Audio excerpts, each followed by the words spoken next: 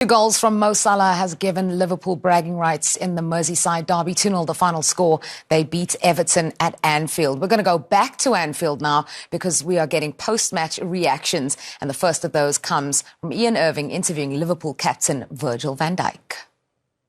Well, Virgil, congratulations. What was the most important quality your team showed today?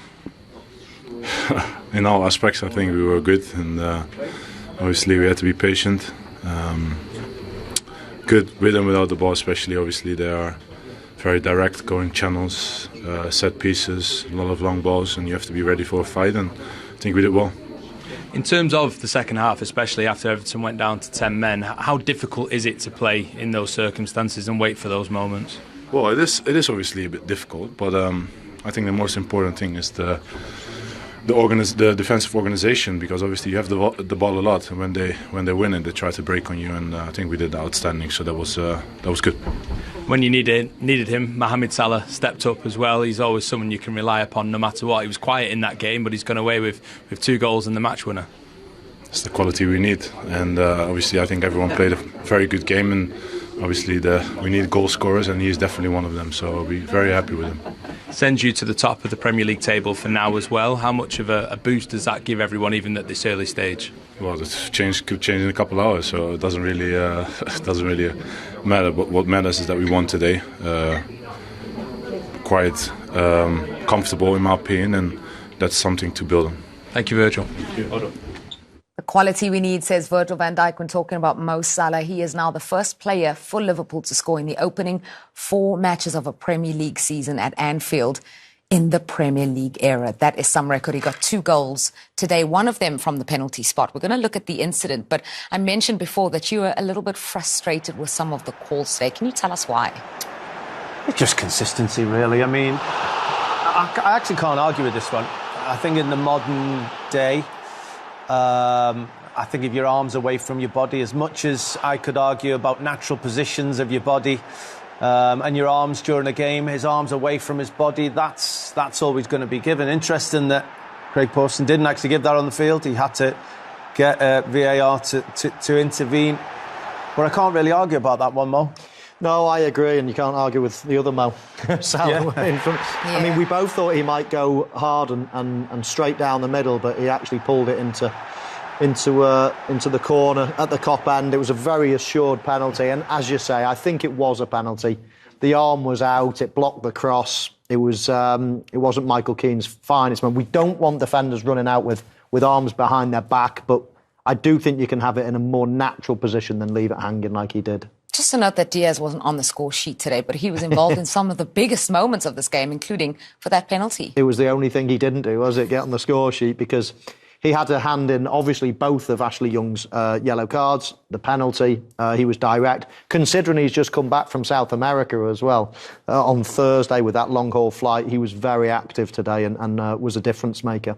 Yeah, so too was Nunez setting up Salah for the second one. Let's look at the finish on this. Let's look at another Liverpool counter-attack, which in the first half provided some of their best moments. Yeah, if you'd have said to me before the game that Liverpool's best moments at Anfield in a Merseyside derby would come on the counter-attack, I probably wouldn't have believed you. But at this point of the game, I think it was the 97th minute there, Everton going in search of a last-minute equaliser with 10 men. You're going to leave yourself exposed.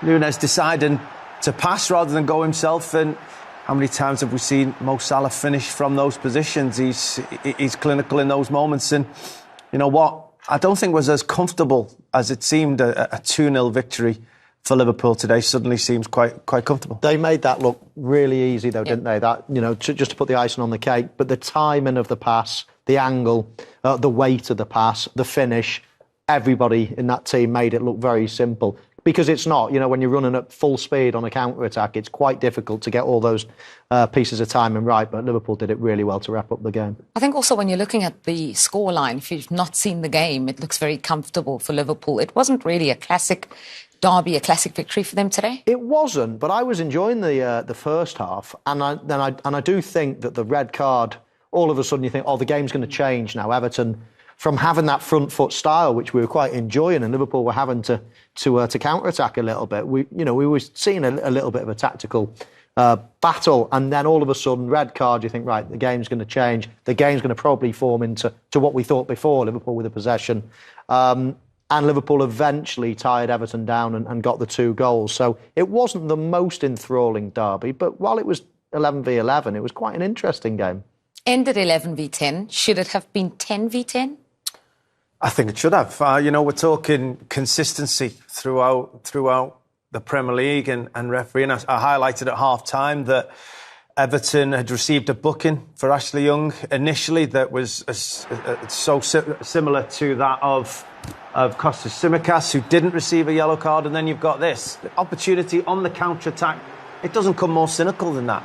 You see his foot clipping across there, right at the bottom there, taking out Beto. He stepped into it, did Konate. He didn't just run back, he stepped right in to make that tackle. And Sean Dyche received a yellow card for his complaints, and I'm not surprised because that should have been a second yellow card. It's as blatant as the Ashley Young one that we're talking about in the first half. And these are the frustrating moments that really got the better of Everton today. Yeah, can't disagree with that. As soon as you give a free kick in that situation, as soon as the whistle goes and it's a free kick, it has to be a yellow card. Everton are breaking. If you don't think it's a free kick, OK, you could argue, not loads of contact, but you can see there's the leg that clips the leg, there's the hand that comes across, and as soon as you blow that whistle, that has to be a yellow card. So, yeah, I think Liverpool got lucky there. No surprise that Jurgen Klopp made that change. It was a guilty substitution. It was, well, that's it. Well, I can't believe we've gotten away with one. Off you come. Even Konate thought, yeah, please get me off before I receive a second yellow card. So even Jurgen Klopp was quite adamant about that situation. Yeah, he was very quick with it, was he, Jurgen Klopp? We're going to go back to Anfield now for more post-match reactions. Here's Ian with Jordan Pickford. Jordan, what's your verdicts on that?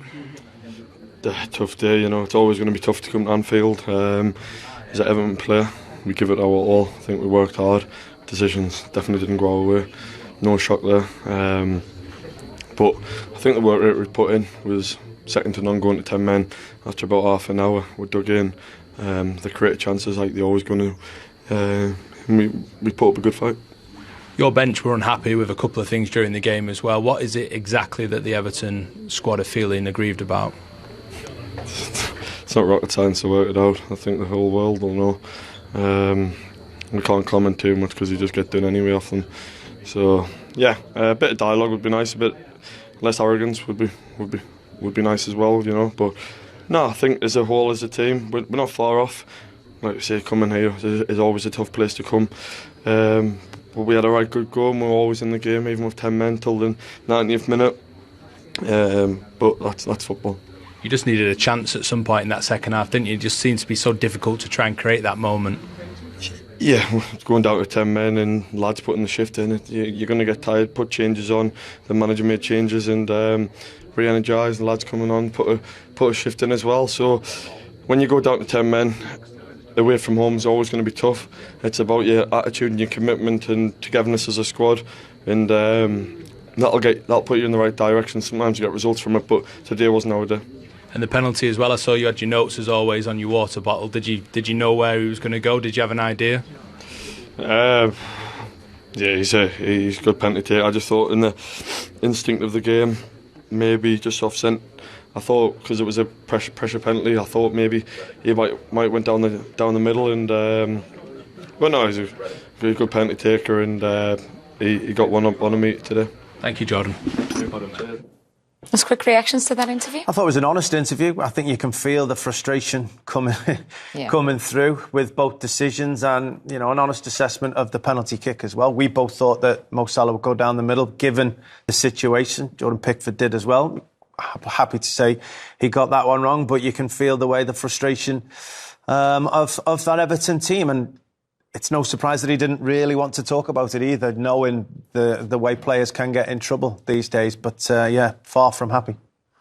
All right, that's about all we have time for to wrap up. Because